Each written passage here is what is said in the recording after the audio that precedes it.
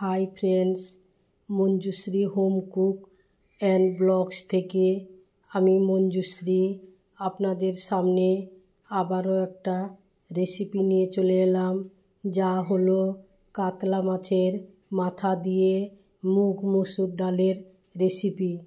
তাহলে বন্ধুরা চলুন একটা লাইক দিয়ে ফুল রেসিপিটা দেখলে বুঝতে পারবেন এখানে আমি কি দিয়ে কিভাবে আমি এখানে মাছের মাথা দিয়ে ডালের রেসিপিটা করলাম। একটা ছোট্ট বাটির 1 বাটি মুগ ডাল নিলাম, তারই একই মাপে আবারও 1 বাটি আমি মসুর ডাল নিলাম। এবার আমি কড়াইতে ওই 2 ধরনের ডালটা শুকনো কড়াই ভেজে নিব, কারণ ডালটা ভেজে মাছের মাথা দিয়ে রেসিপিটা করলে খুব ভালো লাগবে। তাই এখানে আমি লো টু মিডিয়ামে গ্যাসের ফ্লেমটা রেখে ডালটা এইভাবে ভেজে নিচ্ছি। ডালটা ভাজা হয়ে গেলে আমি এবার ডালটাকে ভালো করে ধুয়ে নিব। এদিকে গ্যাসে আমি প্রেসার কুকার বসিয়ে দিয়েছি, তাতে কিছুটা জল গরম করে নেওয়ার পর আমি ওই ধুয়ে রাখা ডালটা দিয়ে দিলাম।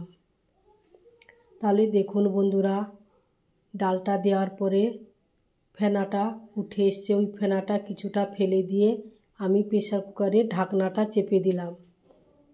ওই মাছের মাথা দিয়ে যে ডালের রেসিপিটা করেছি, এতে আমি একটা আলু কেটে ধুয়ে পরিষ্কার করে নিয়েছি। আলুটাকে ডুমডুম করে কেটে নিয়েছি। তেলটা গরম হয়ে আসার পর আমি ওই আলুটা তেলের মধ্যে দিয়ে ভেজে নিব, কারণ অনেকে আলু খুবই পছন্দ করেন। তাই আমি এখানে ওই ডালের রেসিপিতে একটা আলু দিব। আলুটাকে এবার আমি লাল লাল করে ভেজে তুলে নিলাম। অনেকে আবার সেদ্ধর সময়ও আলু দিতে পারেন, তবে আমার মনে হয় আলুটা ভেজে দিলে টেস্টটা ভালো হয়। দেখালাম মাছের মাথা পুরোটাই ওই ডালে দিব, তাই মাছের মাথাটাকে তেলের মধ্যে দিয়ে অল্প একটু হলুদ লবণ দিয়ে ভালো করে মাথাটাকে ভেজে নিব।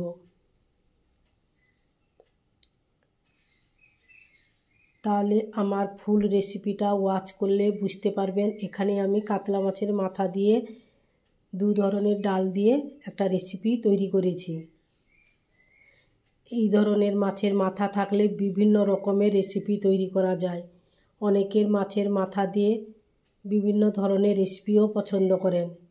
মাছের মাথা দিয়ে ভালো হয় কপির ঘন্ট, ফুলকপির ডালনা, যে কোনো সবজি তরকারিতে দিলে খেতে ভালো লাগে। তাহলে মাছের মাথাটাকে আমি খুন্তি দিয়ে ভালো করে ভেঙে ভেঙে তেলের মধ্যে ডিপ ফ্রাই করে ভেজে নিলাম।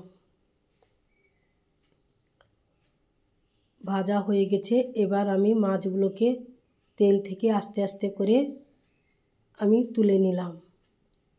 ওই কড়াইতে যতটা তেল ছিল ওই তেলের মধ্যে আগে আমি 4টে শুকনো লঙ্কা, সঙ্গে 4টে তেজপাতা আর দিলাম অল্প কিছু সাদা জিরে।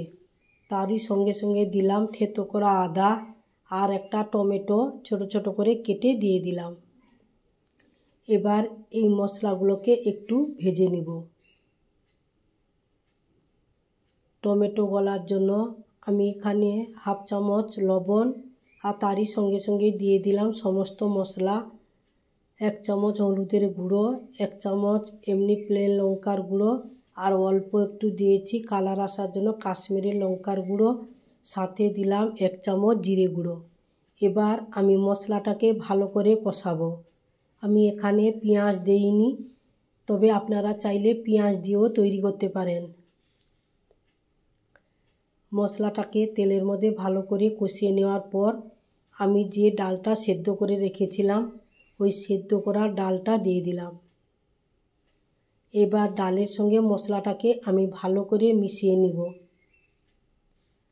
ডালটা সেদ্ধ করেছি, একদমই জল ছিল না, শুকনো অবস্থায় সেদ্ধ করেছি। তাই আস্তে আস্তে করে আমি মশলার সঙ্গে ডালটাকে মিশিয়ে নিব। কিছুক্ষণ এইভাবে নাড়াচাড়া করব। নাড়াচাড়া করার পরে আমি এখানে দিয়ে দিব যে ভেজে রাখা আলু আর মাছের মাথাটা। আলু আর মাছের মাথা, ডাল, মশলার সঙ্গে একসঙ্গে মিশিয়ে আমি ভালো করে একটু এখানে কষিয়ে নিব। আস্তে আস্তে করে এইভাবে গ্যাসের ফ্লেমটা লো টু মিডিয়ামে রেখে আমি কষাবো। যেসব বন্ধুরা এখনও চ্যানেলটিকে সাবস্ক্রাইব করেননি অথচ আমার ভিডিও দেখেন, সেই সব বন্ধুদের কাছে একটাই অনুরোধ, আপনারা চ্যানেলটিকে সাবস্ক্রাইব করে পাশে থাকা বেল আইকনটি প্রেস করে দিবেন। তাহলে আপনাদের কাছে আগে আমার নোটিফিকেশান পৌঁছে যাবে। দেখুন বন্ধুরা, কিছুক্ষণ কষানোর পর এখানে জল দিয়ে দিলাম। জলটা দিয়ে আমি এবার খুন্তির সাহায্যে সবগুলোকে মিশিয়ে নিব। বলতে গেলে রেসিপিটা হয়ে এসছে, তবুও বাকি আছে। কিছুক্ষণ ধৈর্য ধরে আস্তে আস্তে নেড়ে আলুটাকে সেদ্ধ করে নিতে হবে। আলুটা তো আর সেদ্ধ হয়নি, তবে আলুটা এখানে ভেজে দিয়েছি। তবে আলু সেদ্ধ করা পর্যন্ত অপেক্ষা করতে হবে আমাদের। জল দেওয়ার পর একটু ফুটে আসতে এখানে আমি হাফ চামচ লবণ দিলাম। লবণটা একটু কমে গেছিলো, তাই লবণটা দিয়ে দিলাম। লবণটাকে দিয়েও খুন্তি দিয়ে আমি ভালো করে চারধার থেকে নাড়িয়ে চাড়িয়ে নিব। এই রেসিপিটা যদি আমার ভালো লাগে অবশ্যই আপনারা কমেন্ট বক্সে একটা কমেন্ট করবেন যে মাছের মাথা দিয়ে ডালের রেসিপিটা কেমন হয়েছে। আর যদি রেসিপিটা সত্যিই খুব ভালো লাগে তাহলে আপনারা লাইক, কমেন্ট, শেয়ার, সাবস্ক্রাইব করে পাশে থাকবেন। দূরের বা কাছের বন্ধুবান্ধবের কাছে বেশি করে শেয়ার করে দিবেন। কিছুক্ষণ ফুটে আসার পর এখানে আমি গরম মশলার গুঁড়ো 1 চামচের মতো ব্যবহার করলাম। গরম মশলার গুঁড়োটা দিলে স্মেলটা খুব ভালো আসে, তাই এখানে গরম মশলার গুঁড়োটা দিলাম। আবার আপনারা চাইলে বাড়িতে তৈরি করা গরম মশলা বলতে এলাচ, লবঙ্গ, দারচিনি কাঠ গুঁড়ো করে দিতে পারেন। তাহলে এবার আমার রেসিপিটা পুরোপুরি হয়ে এসছে। তাহলে দেখুন বন্ধুরা, এবার আমি ডালটাকে একটা বাটিতে সার্ভ করে নিচ্ছি। একেবারেই ঘন হয়ে এসছে এবং খুব সুন্দর একটা টেস্টফুল রেসিপি। তাহলে আজ আসছি বন্ধুরা, আপনাদের সঙ্গে অন্য কোনো রেসিপিতে আমার দেখা হচ্ছে। ততক্ষণে আপনারা ভালো থাকুন, সুস্থ থাকুন, সাবধানে থাকুন। আর আপনাদের অনুরোধে আমি পরবর্তী যে কোনো রেসিপি নিয়ে আসতে পারি, আপনারা কমেন্ট করে জানাবেন। তাহলে আজ আসছি, টাটা, বাই বাই।